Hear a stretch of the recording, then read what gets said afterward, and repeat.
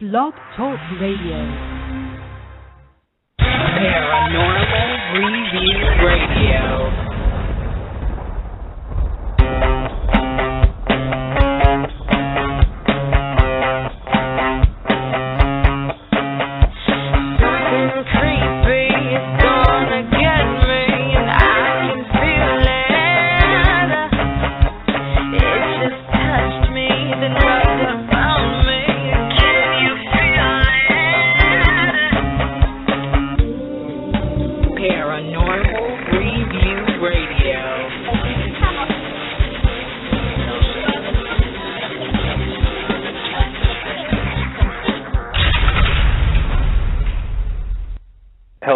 Welcome, everyone. It's Friday night, and you're listening to Paranormal Review Radio with your host, Anthony Agati in New York.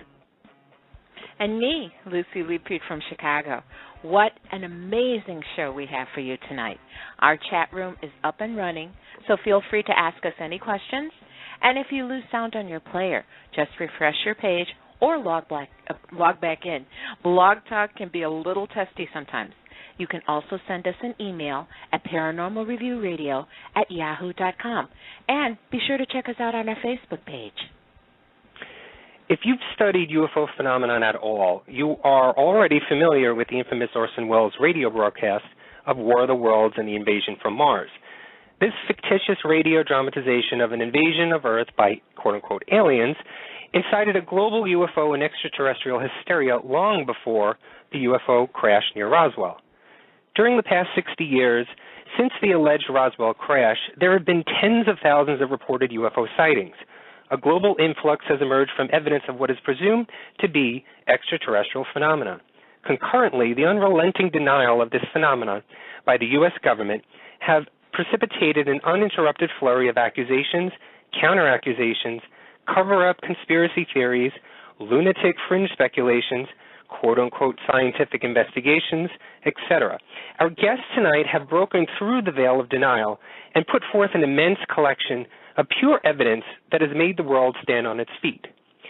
Nuclear physicist lecturer Stanton T. Friedman received his bachelor's and master's degree in physics from the University of Chicago in 1955 and 1956.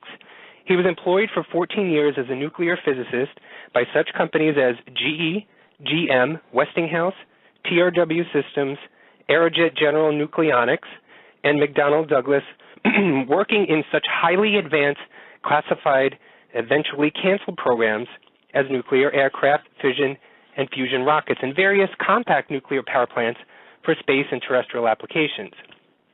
He became interested in UFOs in 1958, and since 1967 has lectured about them at more than 600 colleges and 100 professional groups in 50 U.S. states, 10 Canadian provinces, and 18 other countries, in addition to various nuclear consulting efforts. He has published more than 90 UFO papers and has appeared on hundreds of radio and TV programs, including on Larry King in 2007 and twice in 2008, and many documentaries. He is the original civilian investigator of the Roswell incident and co-authored Crash at Corona, the definitive study of the Roswell incident, Top Secret Magic, his controversial book about the Majestic 12 group, established in 1947 to deal with alien technology, was published in 1996 and went through 6 printings. An expanded new edition was published in 2005. Stan was presented with a Lifetime UFO Achievement Award in Leeds, England in 2002 by UFO Magazine of the UK. He is co-author with Kathleen Marden, Betty Hill's niece, of a book in 2007, Captured, the Betty and Barney Hill UFO Experience. The city of Fredericton, New Brunswick, declared August 27, 2007, Stanton Friedman Day. His book, Flying Saucers and Science, was published in June 2008 and is in its 3rd printing. His newest book, also co-authored with Kathleen Marden, is Science Was Wrong, released in June 2010. He's provided written testimony to congressional hearings, appeared twice at the UN, and been a pioneer in many aspects of ufology, including Roswell, Majestic 12, the Betty Hill Marjorie Fish star map work, analysis of the Delphos, Kansas physical trace case, crash saucers, flying saucer technology, and challenges to the SETI, which he likes to call silly effort to investigate cultists. He has spoken at more MUFON symposia than anyone else. please help me in welcoming Mr. Stanton Friedman to the show. Hello, Stanton. How are you tonight?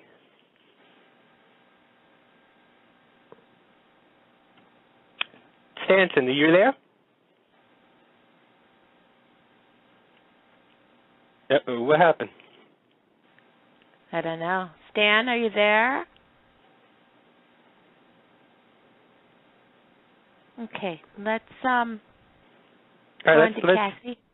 All right, I'll move on to Kathy then. Maybe he probably just stepped away for a second. Okay, let's introduce our second guest for tonight's show. Scientific ufologist Kathleen Marden earned her BA in social work at the University of New Hampshire in 1971. Thereafter, she entered into graduate studies in education at the University of Cincinnati and later at UNH. She began her professional career as a social worker and eventually entered the field of education as a teacher. Later, she was promoted to a supervisory position, coordinating education programs and supervising education staff.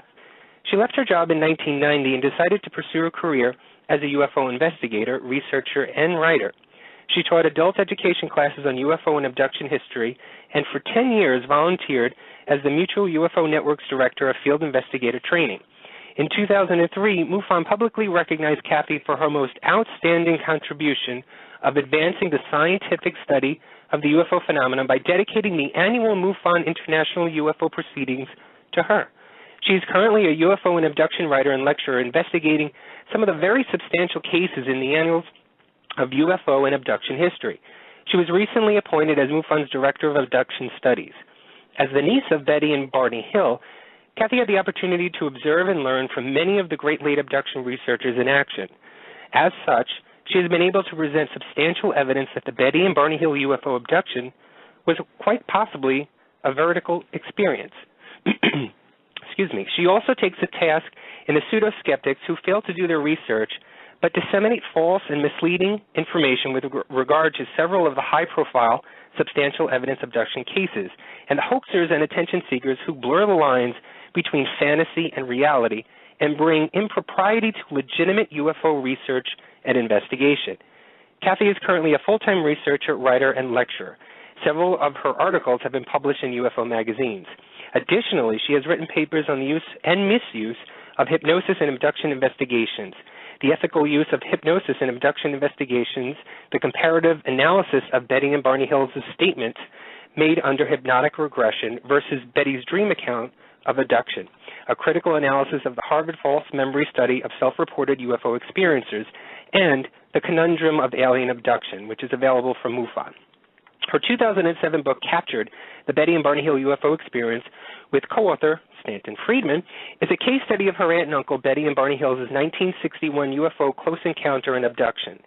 Autographed copies of her 2010 book, Science Was Wrong, with Stan Friedman, are now available at her website. You can also find them in the science sections of bookstores. 2011 brought a new book, UFOs and Aliens, with a chapter on alien abduction by Kathy. Kathy has appeared on dozens of television and radio programs in the U.S., Canada, and Europe, including the History and Discovery channels, NH Chronicle, Fox News, and Coast to Coast AM. Additionally, she has lectured at major conferences and colleges throughout the United States. She's available for employment as a researcher, lecturer, and expert witness. We also would like to add that she is currently feeling under the weather but still wants to do our show. So please welcome Kathleen Marden to the show. Hi, Kathy. How are you feeling tonight? Hi. Well, I'm feeling a lot better than I was. I have my voice back, so that's really important. Hooray! Wonderful. Kathy, I'm so glad to hear that you're feeling better.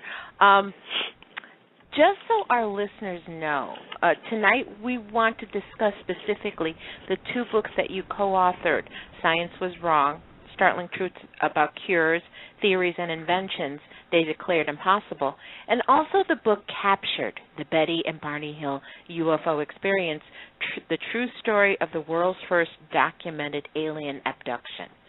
So, Kathy, I was wondering if you could start us off by telling us how you and Stan met and how you two came to write these books. Well, I met Stan years ago, and I believe that it was at my Aunt Betty's home. I think that the two of them were there to do a television interview, together, and Betty had invited me down. And so as far as the extent of my memory goes, I believe that it was probably back in the 1980s that I met Stan for the first time. And then I attended UFO conferences over many, many years and would see him there. And when it came time to look for a publisher for my book and to bring it all together, it occurred to me that the book would be better if there were a physical scientist involved in all of this. My background is in social science, and so I had that part covered. I had the part covered about knowing everything I could know about the Hills experience. And Stan was the person who was involved in the star map. He was, Betty had drawn the star map that she had observed on board the craft as through a post-hypnotic suggestion by Dr. Simon, the psychiatrist who had hypnotized Betty and Barney separately for about 6 months back in 1964. He had given her that post-hypnotic suggestion, and she went home. She drew the star map, and then a very brilliant woman, Marjorie Fish, had read John Fuller's book, and this was The Interrupted Journey, the first book that was ever written about Betty's and Barney's case. She was a little skeptical about it, but she thought that if this place existed in our galaxy, that perhaps she'd be able to find it. And so she, over a number of years, searched really very extensively.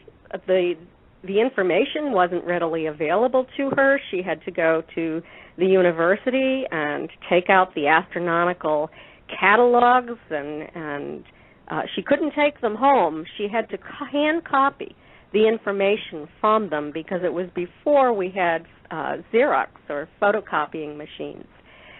So then she would take it to her house. She would build models using monofilament line and beads of our local galactic neighborhood. And in one of these alone, she had, I believe it was 253 stars in their proper location in this star map. And try as she might, she still could not find a match for Betty's map until in 1972 a new Luci catalog came out, and the information, the correct distance data was there. And then she had a perfect match. This was a huge find. But then it was time to find scientists who could vet Marjorie's work. And that is when Stan became involved in all of this. So Coral Lorenzen from APRO, the Aerial Phenomena Research Organization, asked Stan if he would take a look at Marjorie's work. He went to Marjorie's home. He spoke with her. He found her to be highly intelligent, highly knowledgeable. He said that she was better at speaking to scientists than she was in speaking to lay people, and that he decided that he wanted to assist her with this. So he was able to locate some scientists who were willing to vet Marjorie's work. They found that it was accurate. Ohio State University became involved in this, the astronomy department, and did a computer analysis of Marjorie's work and found that it was accurate.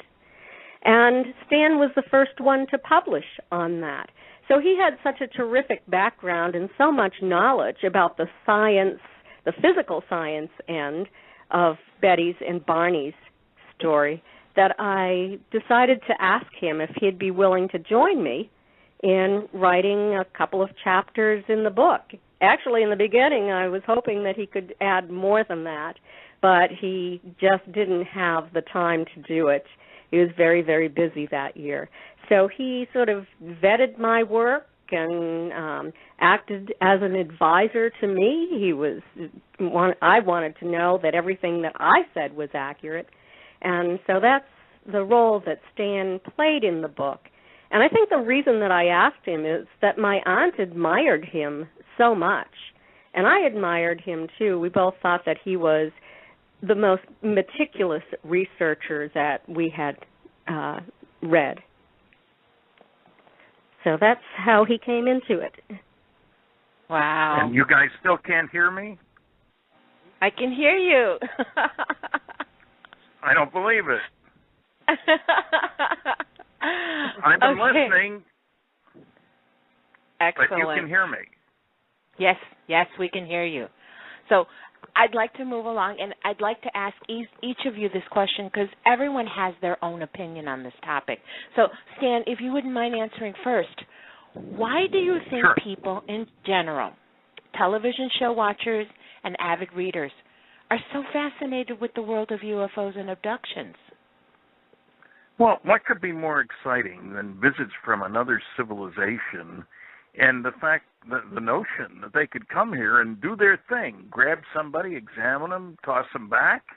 You know, it's like being out in the forest and picking up specimens and looking them over and tossing them back, and with impunity. Secondly, how do they get away with this?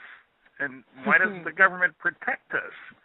And so it really is fascinating, not just because of War of the Worlds. And remember, you can't blame the people in New Jersey. I was there at the time of the world broadcast. I didn't hear it, but I was 4 years old. But you can understand them rioting, if you will, getting very upset. After all, Martians were coming. What could we do against Martians? This is 1938. We couldn't do anything against Martians. They were destroying people and cities. That's a good reason to riot, to get very upset. And remember, they were listening to the radio, and for the younger people, radio used to be the source of news. There was no television back then, and it was presented as a news broadcast, so why wouldn't you believe it? So that analogy, in other words, that people are going to not riot, but rebel, if you will, it doesn't really hold. They were being threatened big time in the most heavily populated part of the country, incidentally. New Jersey is the most densely populated state. And so you can understand that, but, let's turn that around to New Mexico, one of the least populated states. You're not going to riot because you hear a saucer crashed in New Mexico. So what, So that story, though, has many important elements which lead one to take UFOs seriously. One of them was, of course, Dr. Benjamin Simon. Here's a psychiatrist, Harvard-trained, who was the world's leading expert on dealing with post-traumatic stress disorder. I mean, it was called shell-shock war veterans back then, but he ran a hospital in World War II for 3,000 veterans with this problem. He didn't know a darn thing about flying saucers, but boy, he sure knew a lot about helping people get over problems, missing time experiences, traumatic experiences. The Army made a movie, Let There Be Light, starring Dr. Simon. So, sure, he didn't know a lot about saucers. It didn't matter. What's important is that in his estimation, both Betty and Barney reacted as strongly, emotionally, as the shell-shock war veterans that he dealt with, and he had to stop one session each because he wasn't sure they could handle it. Heart rate going way up, terror, right, if you will. And, it's very hard to imagine people being able to fake that, especially with Dr. Simon. This is a man of great experience with emotionally upset people in serious emotional difficulty. So when you get opinions from him that their reality, if you will, their reliving of the experience was terribly traumatic, and you combine that with Kathy's wonderful work on showing that what Betty and Barney said when they were both in the same situations, they were hypnotized separately, of course, matched. How do you do that if they're not telling the truth? And sure, Betty had some dreams, but when Kathy looked at the dreams versus what came out under hypnosis, it didn't match all the time. Some of the time, sure. So her contribution, just in that part alone, is so important because nobody had done that before. And so the story itself was really important. And there's another point here. Nobody was copying somebody else's story. There hadn't been a somebody else's story before. Right. You could say today, well, they're just copying what they heard about the Betty and Barney Hill case, but who were Betty and Barney copying? And throw in the fact that Betty, after all, was a social worker. Barney was on the Governor's Civil Rights Commission. Yes, he worked for the post office. This was a gutsy couple in the first place, an interracial couple in New Hampshire in 1961. One debunker says, oh, they were Mr. and Mrs. Front Porch America. How ridiculous. When they took Kathy with them to the 1964 Democratic Convention, and at that time, say that again? It was the inauguration, Lyndon Johnson's inauguration. Oh, the inauguration, yes. I'm sorry, not the convention. My mistake. I'm getting old, Kathy. Sorry about that. But the important thing is at that point in time, it would have been illegal for them to cohabit in the state of Virginia. These were gutsy people. And Kathy, I did meet Barney as well, incidentally. Kathy, what do you think? What do I think about why humans why are so people, why are we fascinated? Well, I think that we are naturally curious, for one thing. Think of our history, of the exploration that we have made on this earth, to other countries, under the ocean, into space. We're a curious people. And I think that drives us to want to know more. We want to know more about what's out there. And certainly with the overwhelming evidence that we're being visited by an extraterrestrial civilization, we want to know about them. We want to know if they know about the history of this earth. What do they know about our origins? And so I think that people are very, very curious about that and how they differ from us. But at the same time, we're a fear-driven people as well. And I think that fear causes individuals and governments to want to suppress this information so that people not everybody is aware that this is happening, in order to protect us, in a sense. Now, Stan, you were recently at a UFO conference in Laredo, Texas, with, I believe his name is Ismail Queller, who seems to have amazing footage of these bright lit orb-type UFOs that I believe were captured with night vision cameras. What did you think of those videos, and are there more night vision evidence like these from others? Well, theirs is the best I've seen. Very remarkable stuff down in Laredo. And I must admit, I've been out using night vision goggles with a whole bunch of other people. We hand them back and forth late at night. And when you look at the sky with those, and these aren't cheap, incidentally, there's an awful lot going on up there that you'd never see without them. It was really very impressive. And they seem to have done a good job of bringing technology to bear on this problem, not casually, but carefully, and with a team of people who were serious and good people. And so I was quite impressed with their footage and with their approach to the problem. And, we're talking Laredo, Texas, right near the border. And, of course, people will say, oh, that's just those government guys looking for illegal aliens and stuff like that. But it sure doesn't look like it when you look at the footage that they have. So we need more people like that who are willing to spend some money for equipment, to join together, to communicate together, so when somebody sees something, they can get in touch with somebody else who can look at the same thing at the same time. That kind of teamwork is necessary. Right. And who are willing to go public, and they were.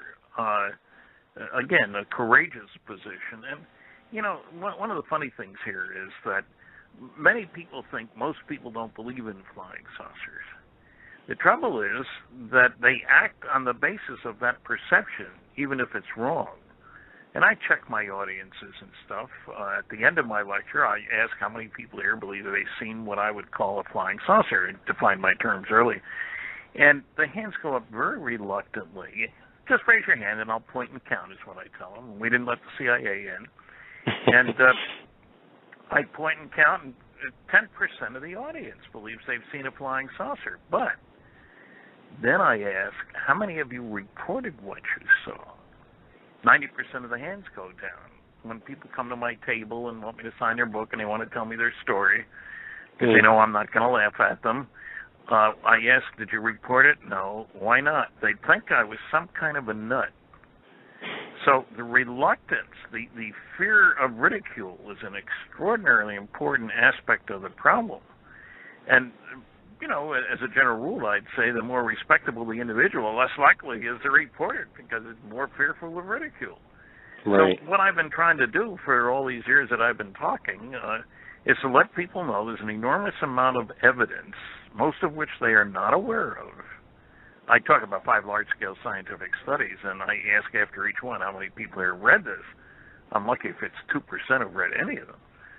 And so they are quite surprised to see what the situation is. And I've only had 11 hecklers in over 700 lectures, and 2 of them were drunk. And I'm told that you're going to get that many if you talk about sports, religion, politics. I don't talk about those things, but so people are surprised. They think they must give you a terrible time out there because I come on so strongly. I am not an apologist ufologist. I try to tell it like it is. And so I encourage other people, and they are often encouraged by the fact that I don't get attacked at my lectures, no matter that I come on so strong. Now, I have a major rule: never lie to the public, stick to the facts, do your homework, have facts in hand before putting mouth in gear. And, you know, it tends to scare off the debunker when he suddenly realizes he has to admit, well, he hadn't read any of those 5 large-scale scientific studies. Why should we listen to him, you know? Right. I'll grant you that, but I think as a scientist, if you're going to take a stand about something controversial, then you should do your homework first. And that's my biggest objection to the nasty, noisy negativists who put out all kinds of nonsense because they refuse to do their homework. And I talk about the city people about that, the silly effort to investigate cultists, as I call them. Mm-hmm. They never refer to any of those large-scale scientific studies. Dr. Seth Shostak, nice guy, member of the SETI Institute. He listened to my lectures on the ship that we were both on, giving lectures on, and he didn't raise his hand as having read any of the 5 large-scale scientific studies. And yet he, on occasion, has said there isn't any evidence. And I get a real kick out of the fact that he says they listened with their radio telescope receivers for signals from Zeta 1 or Zeta 2 reticuli, the 2 stars that come up in the Betty and Barney Hill case. And they didn't hear anything, so there must be nobody there. Of course, he hasn't heard any signals from any of the other places they've listened to. Now, my question is, why would anybody expect an advanced civilization, you know, maybe only 1,000 or 1,000,000 years ahead of us, to use our technology? I don't use a slide rule anymore. Right. Most of us don't use the same technology of 50 years ago, no less 5,000 or 5,000,000. And I should stress the peculiarity, if you will, of the 2 stars that turn out to be the base stars in the work that Kathleen was describing, Zeta 1 and Zeta 2 reticuli, That's the constellation of Reticulum, which means the net in Latin. Southern sky constellation, and it's just down the street. 39.3 light years away from us, those two stars. Now, as it turns out, from each other, they're less than an eighth of a light year apart. In other words, they're more than 30 times closer to each other than the sun is to the next star over. We're out in the boondocks. These guys got next-door neighbors. And, oh, by the way, they're a cool billion years older than the sun. And each star, because it's so close to the other one, is visible all day long. Certainly there'd be more incentive to develop interstellar travel when you got a next-door neighbor than when they're so far away you can't see them, you know. So that special pair is prominent, and nobody knew about them beforehand. And sure, the data has changed a little bit over the years. You see, the astronomers never planned on going anywhere. So the distance data didn't matter to them. To point a telescope at a particular star, you need two angles. How far away it is doesn't matter. However, if you're trying to build a three-dimensional model to see if it matches a two-dimensional drawing, Betty made a two-dimensional drawing, obviously, then you have to have the right distance data. And they weren't measuring it very well. Now, long since Marjorie's work, the Hipparcos satellite made millions of measurements, very accurate measurements. And we still wind up with Zeta 1 and Zeta 2 reticuli being the closest to each other pair of sun-like stars in our entire neighborhood, which I find quite remarkably fascinating. And so anybody says, I get a kick out of people who say, well, look how much energy it would take to get to Andromeda. Now, Andromeda is a galaxy that's over 2 million light years away. I'm worried about 39 light years. Right, you know, if my wife wants a loaf of bread for dinner, I don't say, I'll be back next week. There's a great bakery down in Sydney, Australia. She says, the supermarket's a mile away. We need it for dinner tonight. You know, so some of these crazy notions, look how much energy it takes to get to another galaxy, are ludicrous. They don't matter.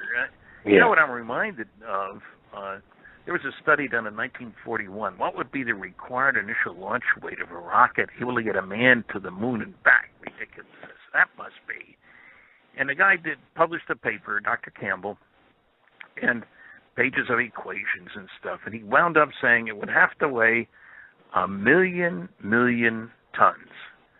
The Saturn V rocket got 3 guys to the moon and back, still using dumb old chemical rocket technology, and it weighed 3,000 tons at launch. 3,000 versus 1 million. It is possible to make very serious mistakes when you do this kind of stuff, if you make all the wrong assumptions. That's what the SETI guys do as well. So I'm hypercritical, if you will. Somebody's got to say these guys don't know what the heck they're talking about. Kathy's too nice to say that. I play the heavy, in other words. The other chapter I did a lot on in the book is the one about the debunkers, the cynics, the critics, etc. Because I come out swinging. I was in high school debating, and I learned you better have facts in hand before putting mouth in gear, and you better know both sides of the story. And what you won't hear from the debunkers is the other side of the story. Don't bother me with the facts. My mind's made up is their rule number 1. Rule number 2 is if you can't attack the data, attack the people. It's easy. And rule number 3, what the public doesn't know. I'm not going to tell you what the public doesn't know yet. Why should I bother you with facts? And 4, of course, is do your research by proclamation. Investigation is too much trouble. And that's what they do. They proclaim. That isn't science. That's why I'm so willing to take them on. And actually, partner, a lawyer, and I won a debate at Oxford University. I took on Seth Shostak on Coast to Coast Radio, won 57-33, 10% of said, I don't know who won. Did Michael Shermer the head of the Skeptic Society. Mm-hmm. I got 80% of the vote because he didn't know anything. Although he said it very strongly, of course. Right. So, well, what I'm trying to do, I'm a crusader, if you will, with facts in hand. Absolutely, and that's what makes you you, and that's what makes everybody listen, because you come forward with the evidence. You don't just talk the talk, you walk it as well. Well, I appreciate you saying that, and there's two other areas here that need to be mentioned about that. One is I worked under security for 14 years. I've been to 20 document archives. I can talk about security, and I hear some pretty silly stuff on people saying governments can't keep secrets. One astronomer said the proof of that was how badly FEMA handled Katrina. What's that got to do with the DIA, CIA, NSA, NRO, those guys? Another astronomer said, well, the proof the government can't keep secrets is look how much we know about President Clinton's genitalia. What the heck has that got to do with the real world of he said that. It's just distractions. That's all it is. Yeah, and another area where I have something to bring to the table is working on advanced propulsion systems. Mm-hmm. And these were not just little study groups. When I worked on nuclear airplanes in 1958, which seems forever ago, for General Electric in Cincinnati, in that year we spent $100 million, employed 3,500 people full-time, of whom 1,100 were engineers and scientists. That was on nuclear airplanes. I worked on fission rockets. We tested them. The biggest one, Los Alamos built one, a little under 8 feet in diameter. Power level was 4,400 megawatts, which is twice the power of Grand Coulee Dam, in something 8 feet in diameter. I worked on nuclear fusion propulsion. And fusion is important because that's how our star produces its energy. That's how everybody's star produces its energy throughout the universe. And so if you want to go to the stars, use nuclear fusion. It costs you some money. These things don't come cheap. Nuclear weapons cost a lot more than, regular chemical weapons. But they give a much bigger bang for the buck, too. So I know how to get to the stars, and I can deal with the people who say it's impossible. It isn't impossible. That was going to be the title of our book, Science Was Wrong. It was going to be It's Impossible, but it got changed by the publisher. That's his privilege. Well, we're gonna get into both books, Science Was Wrong and Captured. But Kathy, I had a question for you. You were recently at the Experiences Speak 2012 conference a couple of months ago, I think it was, in Maine, where the infamous Travis Walton, author of Fire in the Sky and Abductee, was the keynote speaker. When you first heard about Travis's experiences, what was your thought on it? And I know the movie Fire in the Sky doesn't truly depict the accurate story of Travis's experiences. So if people are gathering their information based upon that, don't read his book. But have you found any similarities or differences in his story than that of your aunt and uncle Betty and Barney Hill? Let me say, first of all, that I heard about Travis's story first from Betty Hill herself and from Dr. James Harder, who was the investigator and the person who hypnotized Travis in this case. Jim Harder was the director of research for APRO and college professor, and very knowledgeable about the subject. He specialized in abductions. And both of them were convinced that Travis's case was real, that it really happened. Jim said that Travis was so traumatized by what happened to him that he was really very concerned due to the amount of trauma. And then you had his coworkers who passed lie detector tests. He was missing for 5 days, being searched for. It was in November of the year. It was really frigid in the White Mountains of Arizona. If he'd been in those mountains, he would have been dead. He would have died from hypothermia. His coworkers saw the craft. They saw him being struck by the beam. he was then, they didn't see him taken onto the craft because they fled. But when they went back, there was no sign of him. All of the pieces fit, and Travis is a credible person. Indeed. Yeah, absolutely. I mean, I love his story, and I've heard him speak. He's absolutely fascinating to listen to. But you mentioned that your aunt had mentioned the story first to you. What had she told you, and was there any opinions from her as well? Yes, there was. Jim had asked Betty to speak to Travis because Betty was the person who knew what it felt like to have been abducted by aliens and knew the terror that's involved in it. And in addition to that, Betty was a social worker. So she was very good at working with these people who were beginning to be abducted. And her experience was a little bit different than Travis's. Travis might have been taken into the craft by that beam. We'll never know for sure, but that's the way people are taken now. Betty and Barney were stopped by a group of these ETs standing in the road and then escorted on board the craft. So that was a little bit different. Travis woke up in an examining room looking at beings that were a little bit different than the ones that Betty and Barney saw. Probably just a little different variety. We know that there are many different races of the Greys, for example, of the Zetas, and many other different races.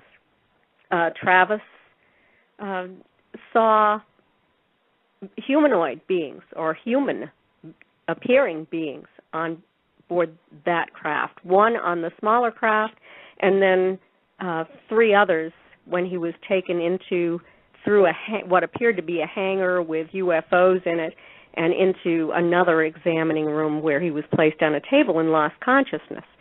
So the experience was a little bit different, and Travis was unconscious for a lot of his experience because he was gone for 5 days. Betty and Barney were gone for about 2 hours. So it was a little bit different, but still, in many respects, the same. Well, there was a particularly traumatic aspect to it, too. When that beam hit Travis, it sent him flying.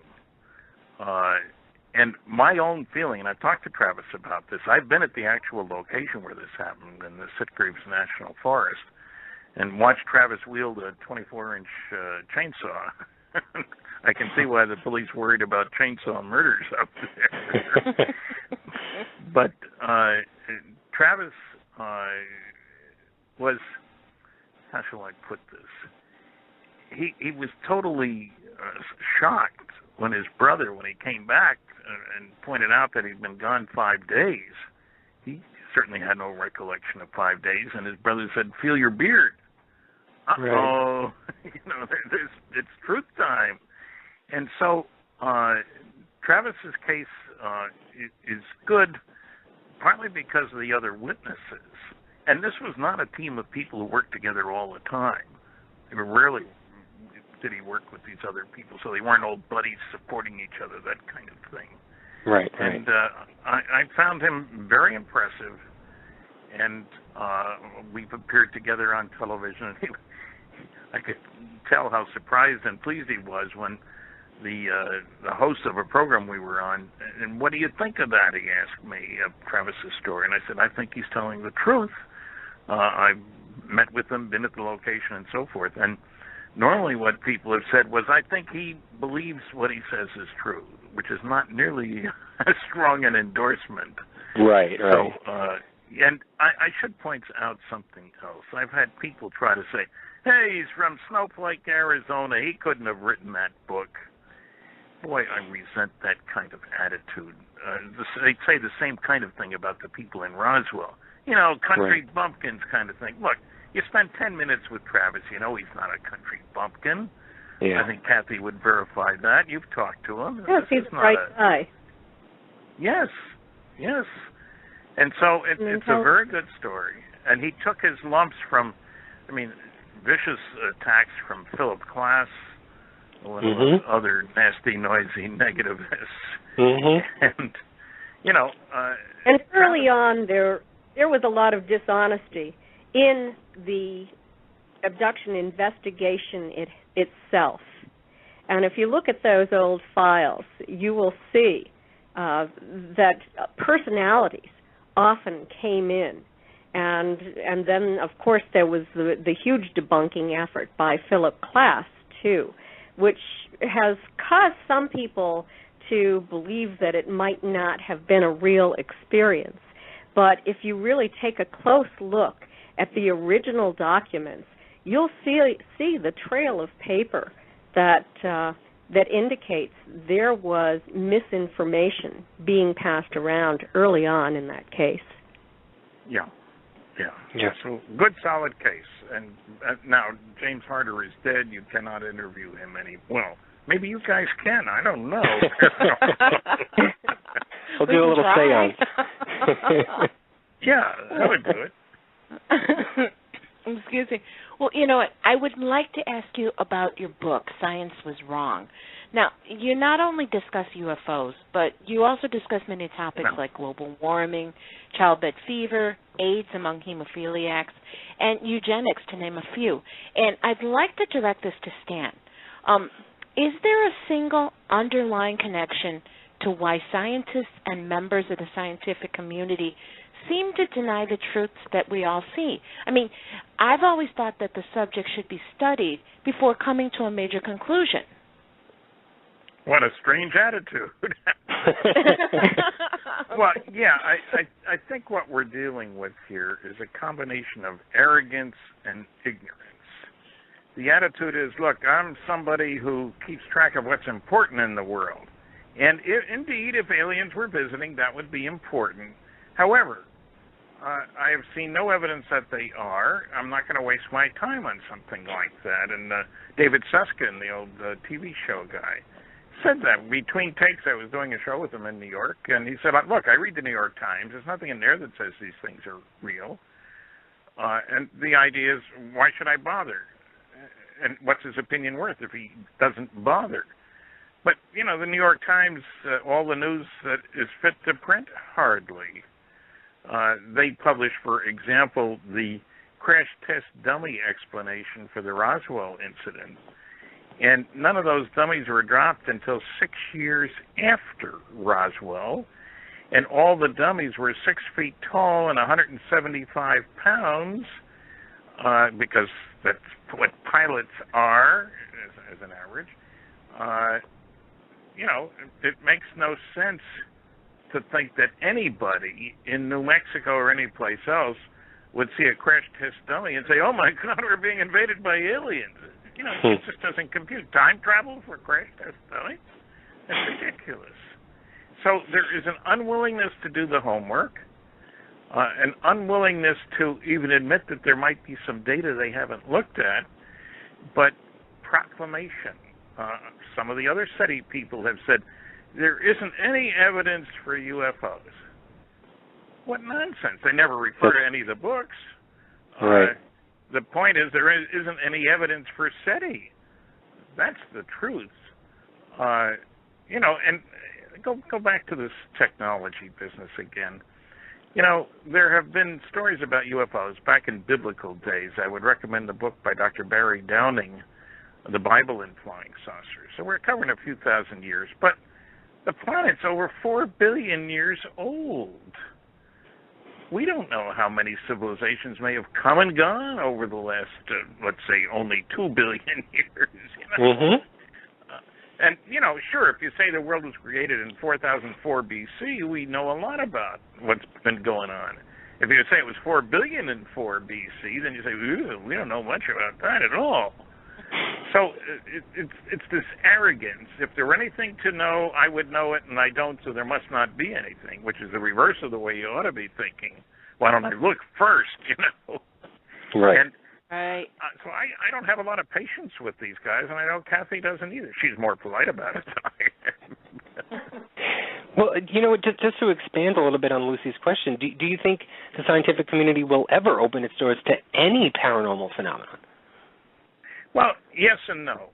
As Kathy notes in one of the chapters in Science Was Wrong, lots of good scientific studies about, what should I call it, ESP, Kathy? What that covers? Yeah, it was on a lot of the experiments, tightly controlled, done at universities. These are academic studies, scientific studies. It's just that there are scientists who will not accept the scientific evidence that's being presented by these other scientists.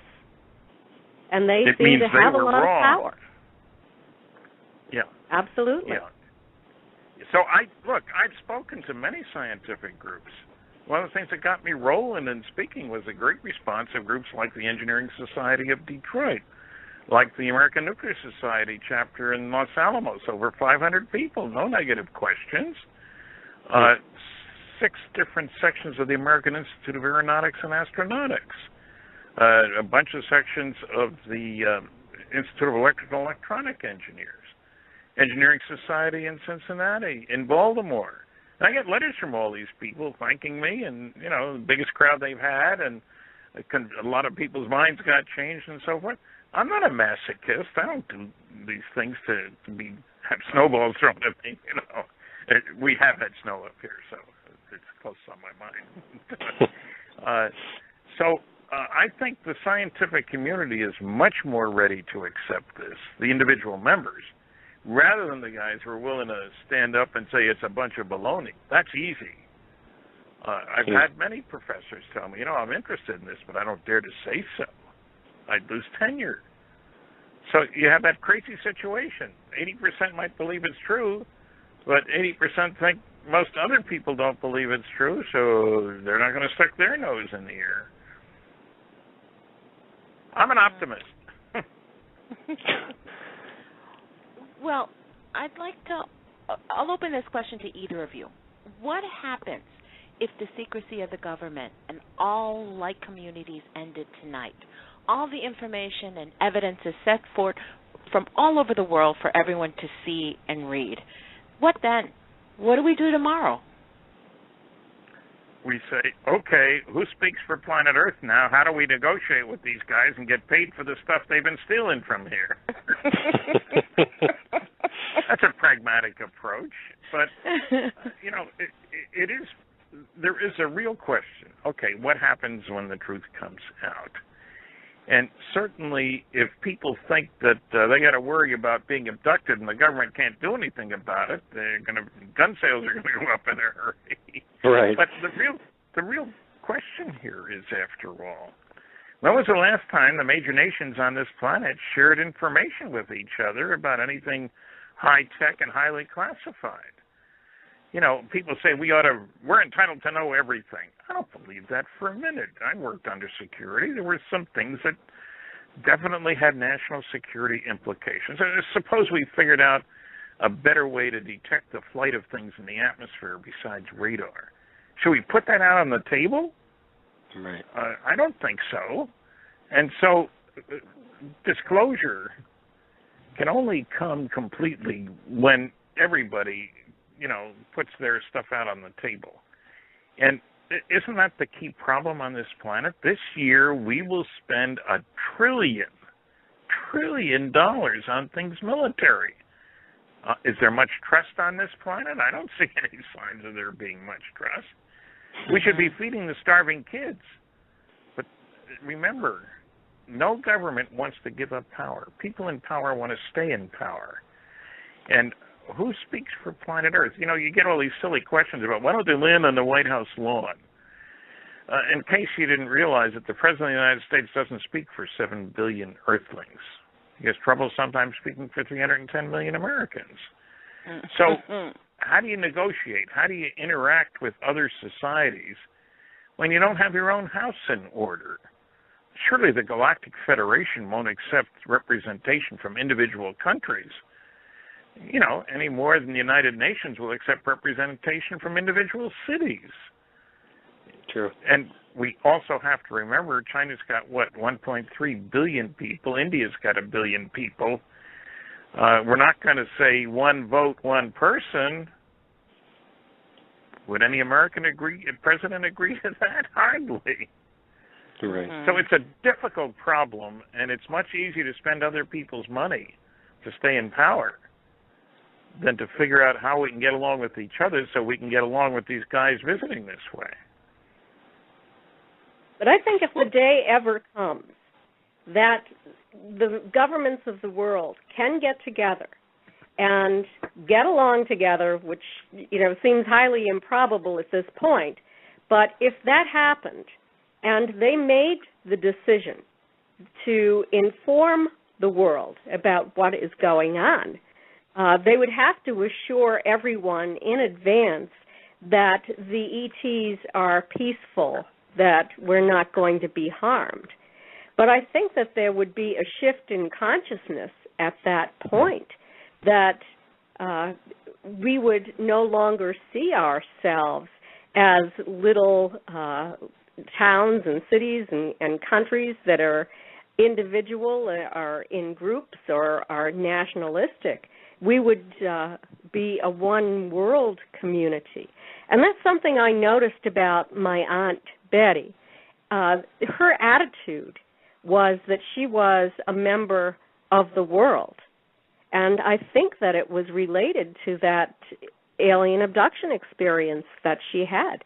It brought about a change in her consciousness. That's for sure. Very interesting. Okay, yeah. I would like to discuss the Betty and Barney Hill and your book, Captured.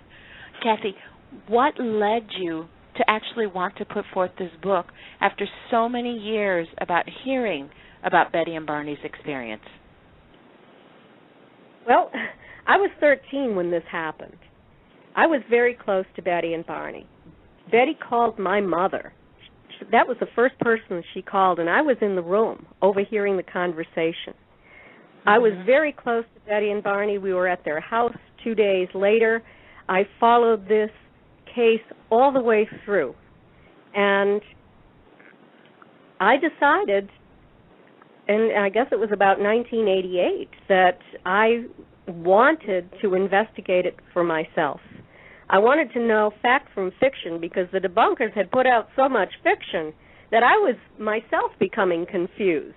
I was watching shows on television, for example, Cosmos, where Betty and Barney were driving along in torrential rain, and the windshield wipers were swishing back and forth, and they could hardly see, but Betty was looking nervously up at a light in the sky while she was turning the knob on the radio.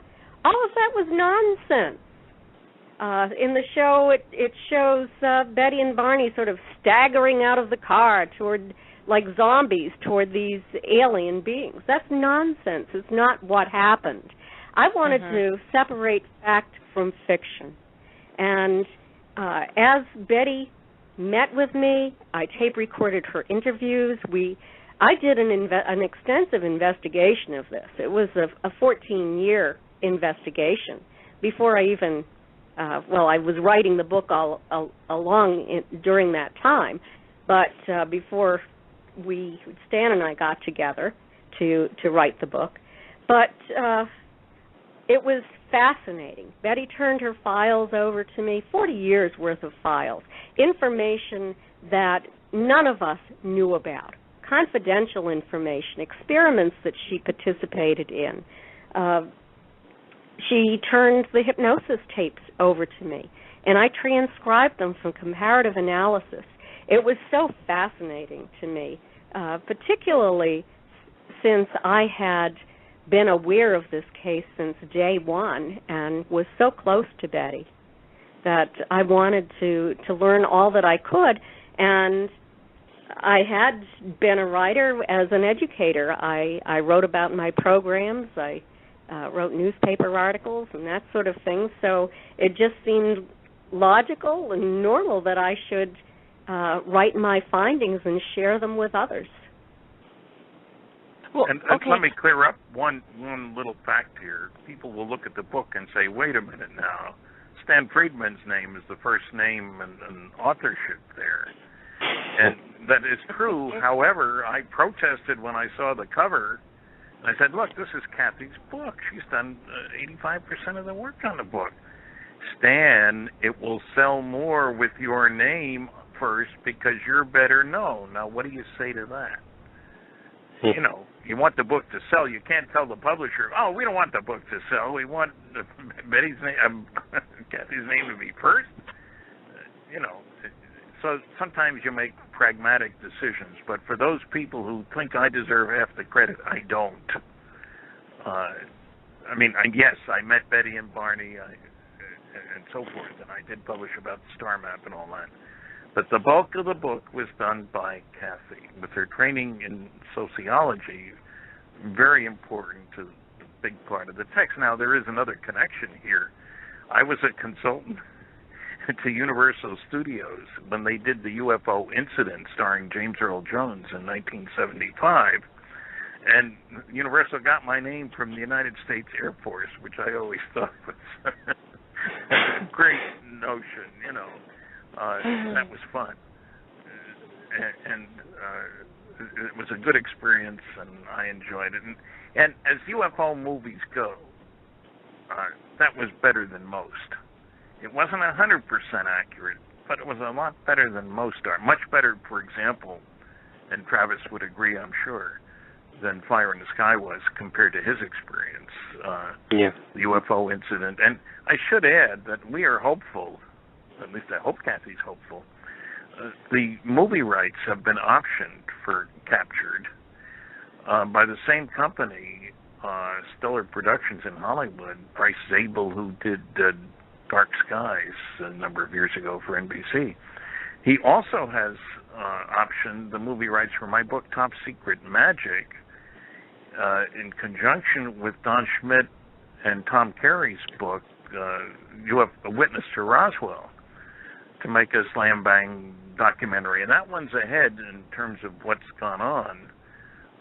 That is, they've gone through 4 different screenplays, and they're getting close to try to get a producer. I mean, anybody listening who's got a modest sum of money, tens of millions of dollars, who wants to make a great movie, you can. I'm reachable through my website, www.stantonfriedman.com.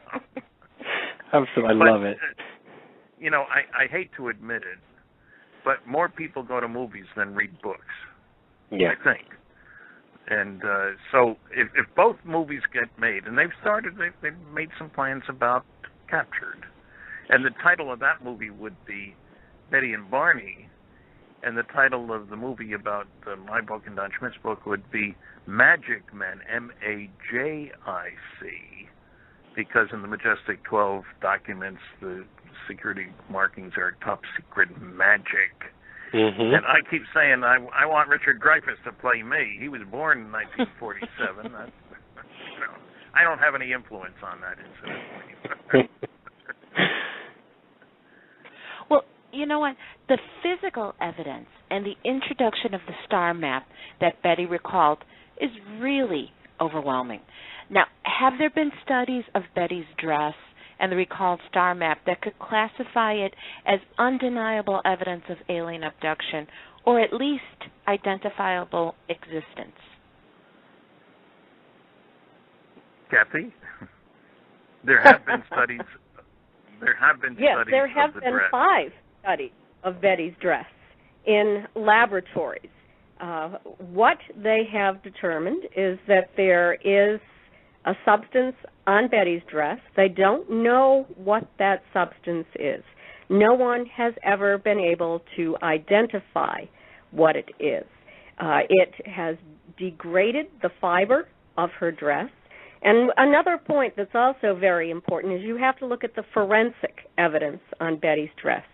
Her zipper, it zipped up the back. There was a 2-inch tear in the stitching at the top of her zipper, a 1-inch tear in the thick zipper fabric itself. The lining was torn from waist to hemline, and the hem was torn down on one side. So we had more than just pink powder on that dress. The dress had been in fine condition when she put it on that morning. She sat in the car during the day, got out and had a couple of meals, and got out to look at a UFO once, twice, 2 times. And that was it. And for some reason, when she arrived home, that dress was torn. There was no prosaic explanation for that, how that occurred. The scientist, the last scientist who did the most thorough analysis of Betty's dress, analytical chemist Phyllis Budinger, stated that her findings on Betty's dress were consistent with Betty's statements about what happened to her on that craft. Mm-hmm. You know what? Strong. Really, it is. Stan, what do you say to the people that describe alien abduction cases as nothing other than sleep paralysis? Well, that they don't know what they're talking about. They haven't looked at the evidence. There's a woman named Susan Clancy, PhD in psychology, who wrote a book with a title something like Why People Come to Believe That They've Been Abducted by Aliens. Got a Harvard background, and she got just about everything wrong in the book. She talks about, and she even starts with the assumption, she had worked with some people who claimed to have been abused sexually by, parents or other people when they were very young. And she said you could never be sure whether what they were talking about really happened or not. But let me deal with something where we can be sure it didn't happen, the crazy notion of alien abductions. That's how she went about this, starting from that point. And she talks about the case in Allagash, Maine. There were 4 people involved. She said there were 2. She was off by 10 years on when it happened. And she said the 2 guys wrote the book about it. The book was written by Raymond Fowler, a serious engineer investigator. She got a whole bunch of other things wrong. And so here she's saying it's sleep paralysis or other crazy things like that. And you know how she got her people to work with? She put an ad in the paper, people who think they may have been abducted. What a scientific selection approach, The people who attack abductions from that viewpoint, that there's nothing to it, are as bad as the guys who attacked Roswell. The head of one of the skeptical groups, Dr. Joe Nickel, 3 degrees in English, incidentally, not any science back there, said in 1997 that case involved an anonymous PR guy putting out a press release that was not sanctioned by anybody, not approved by anybody, which is total nonsense. Anybody who studied the case knows the guy's name was Walter Hout. I've had meals with him. I've been in his home and so forth. And he and Colonel Blanchard, who was head of the base and who authorized and directed him to put out the press release, were quite close and knew each other very well. For long before Roswell, incidentally, from service in the Pacific. 9 years later, his organization puts out an article in which a new scientific approach to UFOs makes the same stupid comment. An unauthorized press release by an anonymous PR guy. Total nonsense. So I don't have much patience, I guess would be the word, for the nasty, noisy negativists. Here. I have some hard evidence that I'd like to introduce about why these people are not having sleep paralysis experiences. I just, with Denise Stoner, completed a year-long study, and this was on UFO abduction experiencers. It was a survey. There were 50 participants, and there was a control group of 25 people. One of the questions was, are your abduction recollections conscious? 88% said yes. Next, do you consciously recall, without hypnosis, the observation of an unconventional craft at less than 1,000 feet prior to an abduction? 67% said yes. Do you consciously recall the observation of non-human entities immediately prior to an abduction while you were outside your home? 56% said yes. Have witnesses reported that they observed a UFO near your home, vehicle, tent, etc. prior to or during an abduction? 43% said yes. This is not sleep paralysis. You could not use a sleep paralysis explanation for these, and these are statistically significant figures. And this entire study can be read on my website at www.Kathleen with a K -Marden MARDEN.com. Facts are what matter, and Kathy has the facts here. I love it because it is all facts. You're not just, again, like I was saying before, you're not just talking the talk, you're walking the walk. And that's why I think everyone loves you, Kathy, and everybody loves you, Stan, that you both bring it to the table. And within your lectures, your books, your articles, everything that you do, hopefully within the movies as well, that you're bringing the evidence forth, putting it on the table with no fear whatsoever, and are just waiting for the responses to come back, and you have the answers for it. Well, we hope so. And we're not the only ones.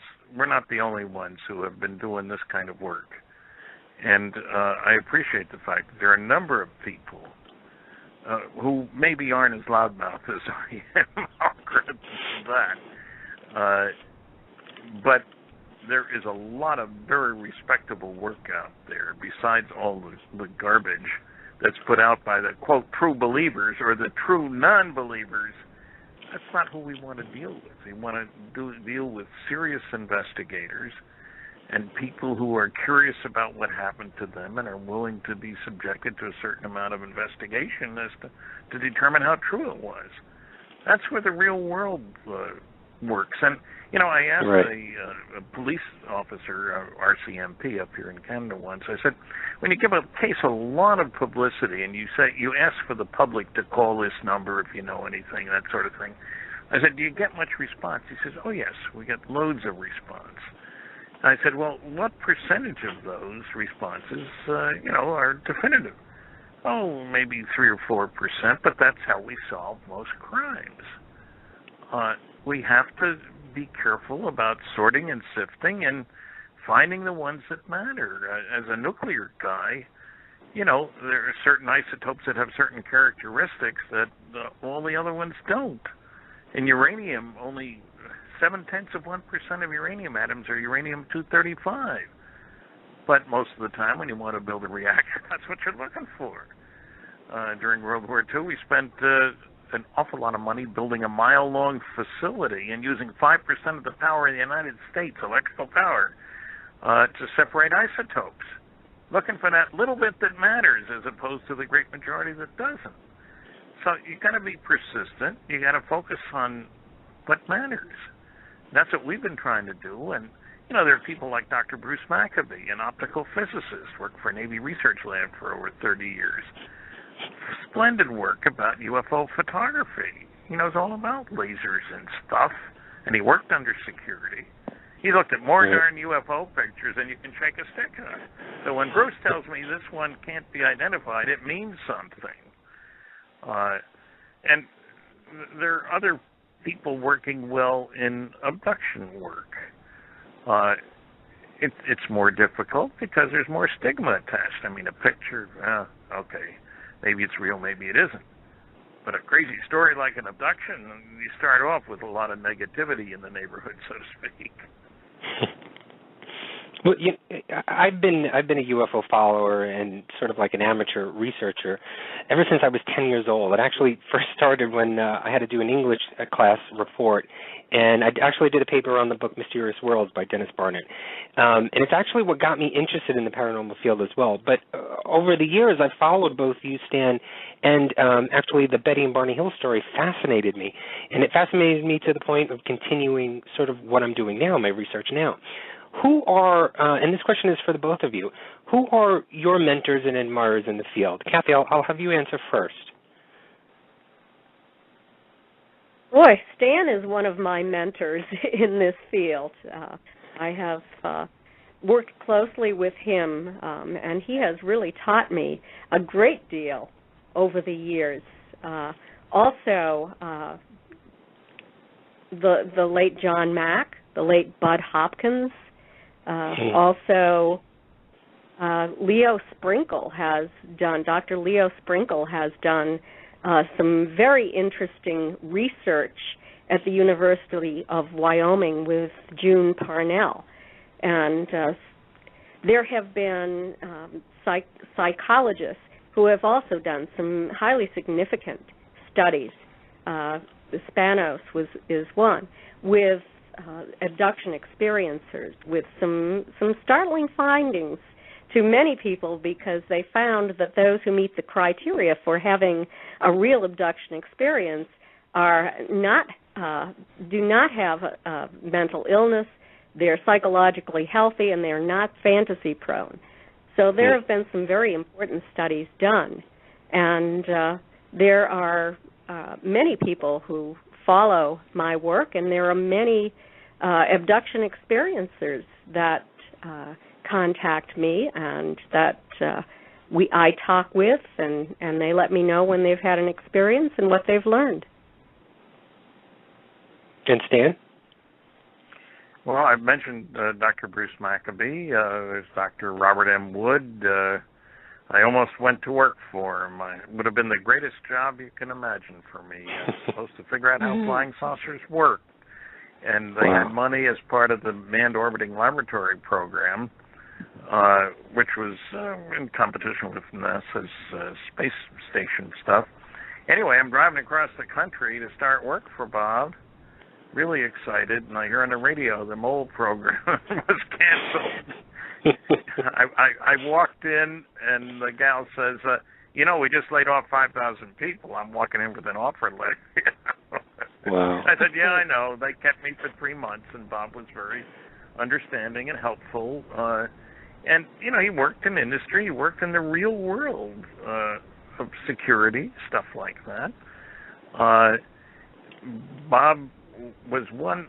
Rob Swiatek is a physicist with the Patent Department, United States Government Patent Department. And it's always been good to be able to talk to him, because these patent guys look at all kinds of stuff. You can't believe what people want to get patents on.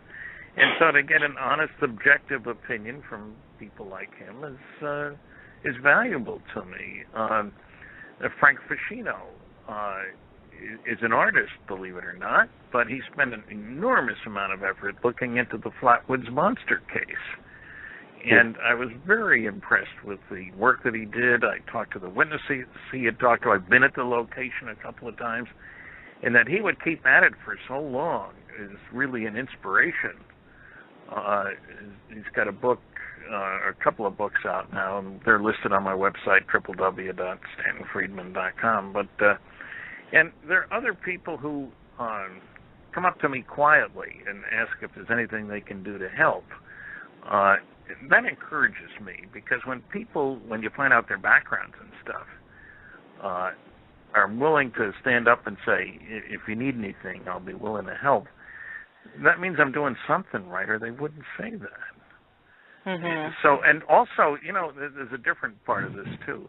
There are the people who've had guts enough to invite me in to speak. A head of an editors group here in Canada, they were having their annual meeting 60 miles from where I live, and the guy calls me, would I speak to them? And sure. And he told me later that he never before seen so many hard-nosed newsmen change their minds in such a short period of time, because they realized that I was talking about stuff that they didn't know anything about. that's useful to me. It's inspiring to me to have people you can respect respond so well. Well, you know what, Kathy, I do know that you are working on a new book on alien abduction. So can you give us a hint as to what to expect, and have you decided on the title yet? Yes, well, actually, the publisher has the right to decide the title, and the title will be The Alien Abduction Files. It's going to be in bookstores in April or May, and I'm going to bring forward, with Denise Stoner, I have a co-author, 2 major abduction cases that have never been brought to the public before. They both have evidence. They're both multiple witness, multi-generational cases. And then there will be another section where we will briefly discuss several other abduction experiences. So it's coming together. It's almost finished. Great, can't wait. I can't wait. You know what? Sorry. I do have one last question, and this may or may not be relevant at all to UFOs, but I really would like to ask you, what do you both think about this whole Mayan 2012 end of the world thing? Do you believe it in part or whole or not at all? Well, I'd have to say practically not at all. That is to say, I've made plans for various events for next year. I don't think the world is going to end. That's the real test, isn't it? Whether I believe something crazy is going to happen. I think they ran out of paper for their calendars. Right. Kathy, what do you think? And I agree with Stan on that. Great. Well, you know what? I really want to thank you both, Stanton Friedman and Kathleen Marden. This has been such a thrill to have you both on the show tonight. Please come back on so that we can talk about the movies when it's about to be released and any new findings you may have on UFO and abductions.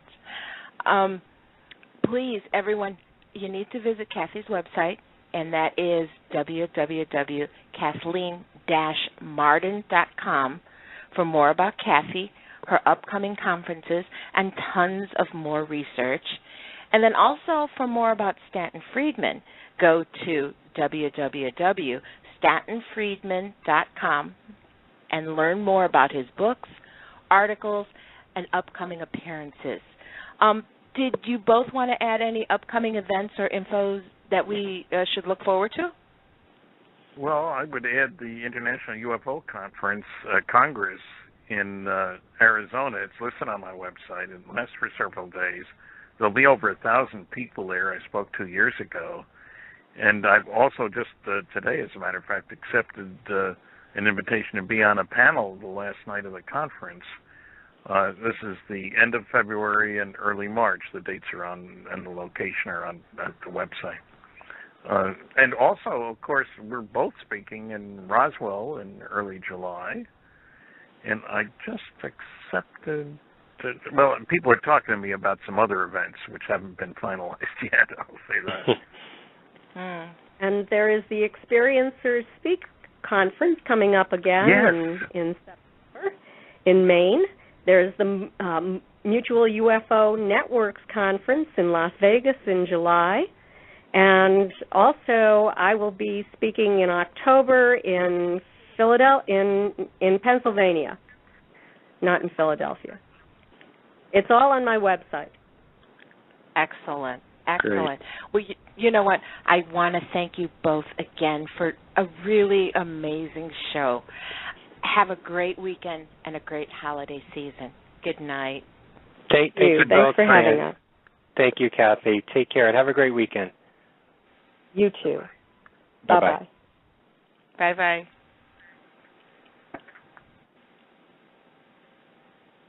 Wow, that was amazing, Luci. I'm in awe. You know, we did our first UFO. I think it was the UFO conspiracy theory show. I think, what was it, last October, or was it this year? I can't remember. I think it was. Oh God, what was it? I think it was early in the year. I think it was one of the first shows of the year. Yeah, maybe it was January. And I think after that show, I had said to you that, because UFOs are my big thing. UFOs and zombies, I love. And ghosts and spirits. But ever since I was a little kid, I've always been interested in UFOs. I've read Whitley Strieber's books. I've just watched almost every movie that's out there.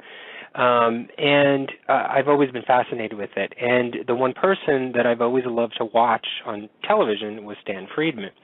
And after we did our show the last time, I said to you, Luci, we got to get Stanton on. We have to get him on. I cannot have a paranormal show. We can't have a paranormal show without at least talking to Stan. I mean, he's just amazing. And it may sound weird if you replay this broadcast again, but as Stan's talking, underneath a lot of the stuff, I basically only said the word right. I just kept agreeing with him.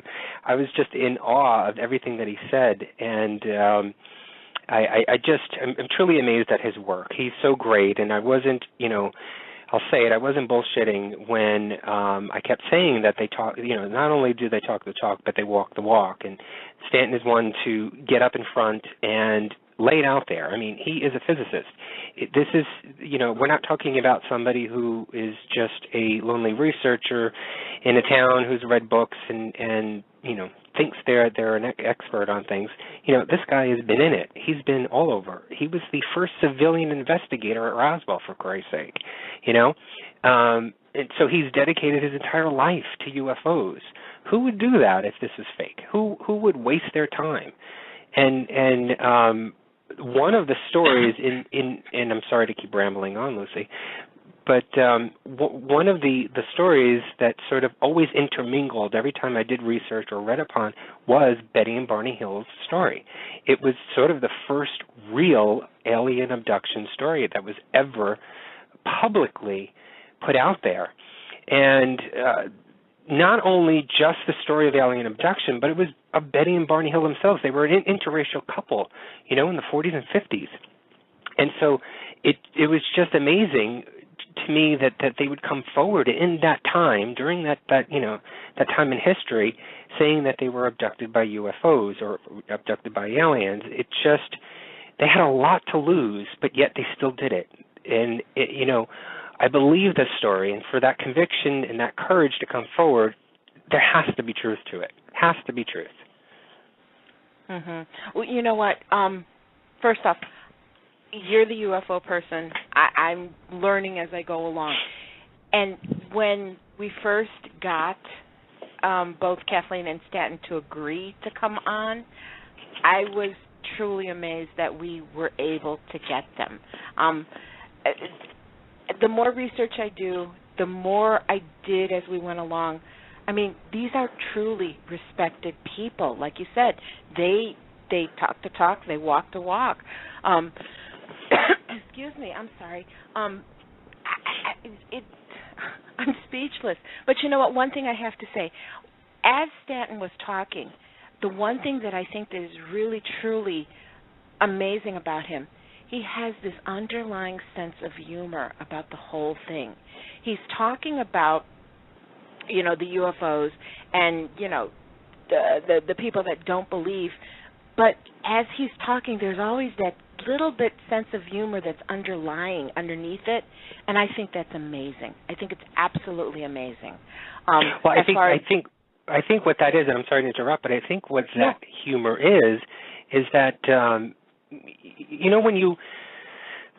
when you believe a story, when you know it is so true and is fact, and it has happened to you, or you've seen it with your own eyes. There's a ton of paranormal investigators right now in our chat room, or people who have been in the field of paranormal, who have seen spirits, who have seen ghosts. You and I have. We've heard the voices.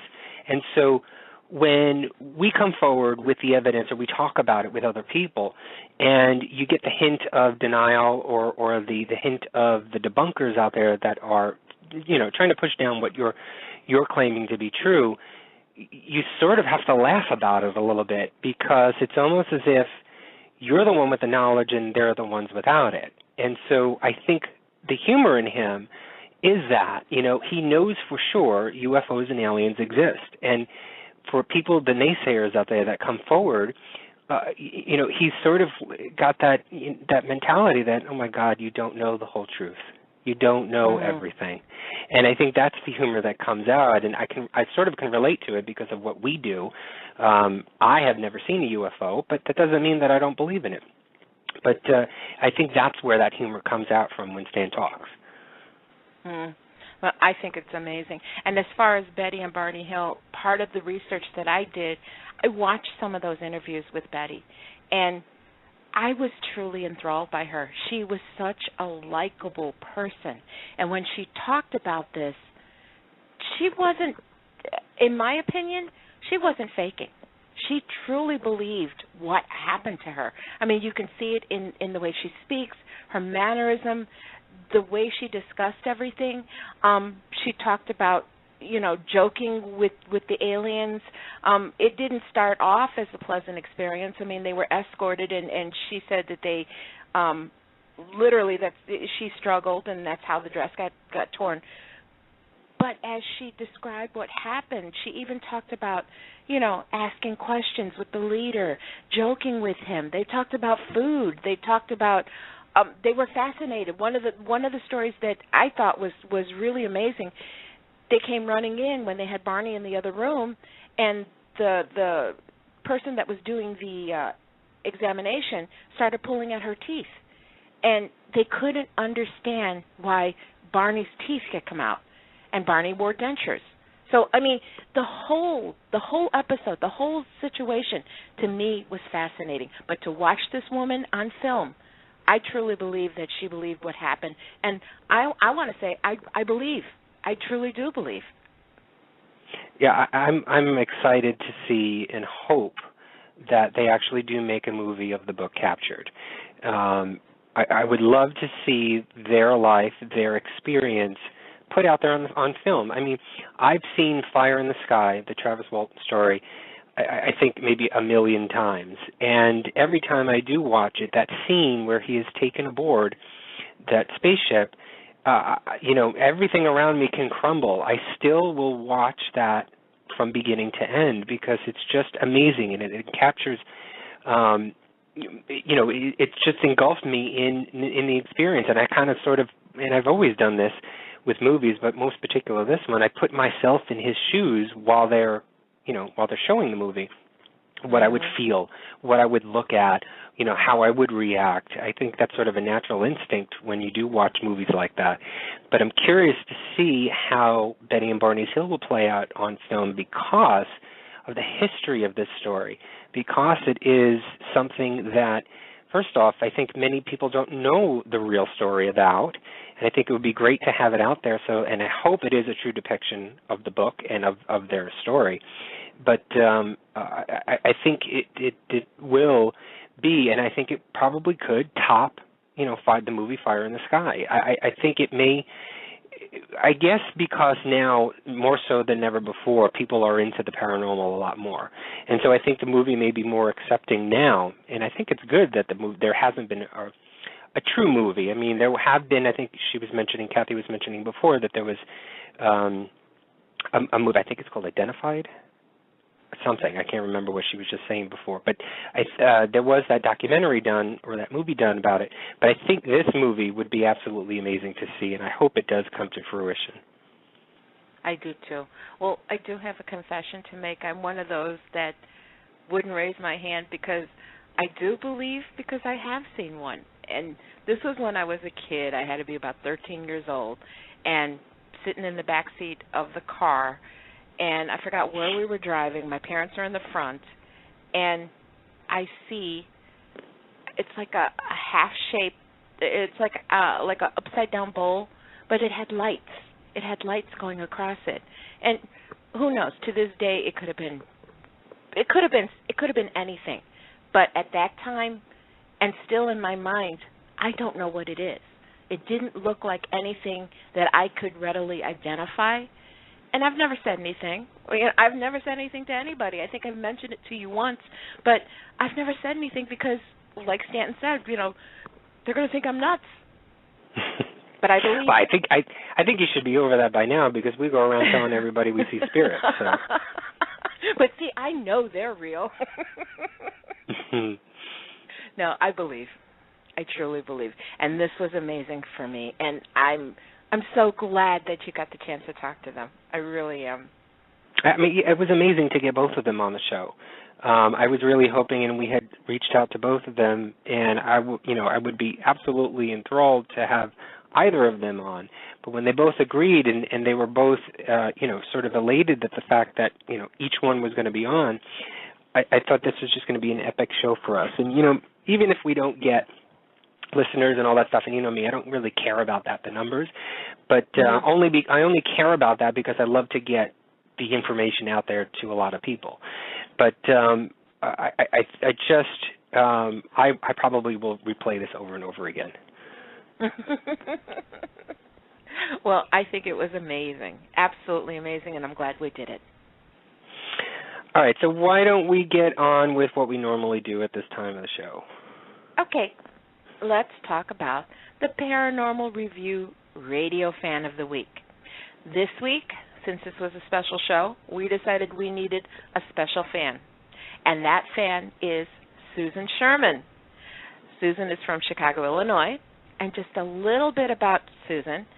She likes the bears, ghost hunting, campfires, and the National Seizures Disorders Foundation, and, of course, she likes Paranormal Review Radio. Now, Susan has a show on Blogtalk, and it is NSDF Presents, National Seizures Disorders Foundation. It's on Tuesday nights on Blogtalk at 7 p.m., and it is part of the Mudge Report, and it is an excellent show, and I encourage everybody to give it a listen. Okay? Yeah. So congratulations, Susan. Thank you so much for being a fan. Congrats, Susan. And Lucy, one more time, what's the name of her show? You want me to say it? No, it's NSDF Presents. What does NSDF stand for? The National Seizures Disorders Foundation. All right. Yeah. I know you're going to kill me later. It over and over. Well, again, let me say I'm in awe. This has been a monumental show. Anthony, I know you've been waiting for this one, and I think you're going to agree. Doing this show has given us the chance to talk to some of the most interesting people on this earth. Stanton Friedman and Kathleen Marden are not only two of the most respected people in the study of UFOs, they are also two of the nicest people that we've spoken with. Mm-hmm. To me, this was the next best thing to actually having an alien encounter myself. Well, I'm not sure about that. We want to thank Stanton and Kathleen for joining us tonight. We really do hope you enjoyed this interview. So, let's talk about interesting people, okay? The Bio Channel has once again provided paranormal enthusiasts with another great show. Tonight, the show Haunted Encounters Face to Face premiered. On December 7th, we are going to be talking to the investigative team known as the Paranormal Syndicate, and they're going to join us to discuss this exciting new show and their unique approach to collecting and recording tangible evidence of paranormal activity. So come and join us as we welcome Helmy, Jordan, and Dan to the show next Friday night. We'll also be talking to one of the people who took part in an upcoming episode of Haunted Encounters. This one was on Eastern State Penitentiary. Now, I just want you to know that it was really, really hard to get him. But after much convincing, he agreed to be on the show. And if you've seen our Facebook page, you know who I'm referring to, Mr. Anthony Agati. You're crazy. So I want to thank everyone for listening. You know, we really do appreciate each and every one of you. Thank you, Anthony, for everything you do to make the show what it is. So, until next week, my peeps, have a paranormal week, and good night. Good night, everybody. Paranormal Review Radio.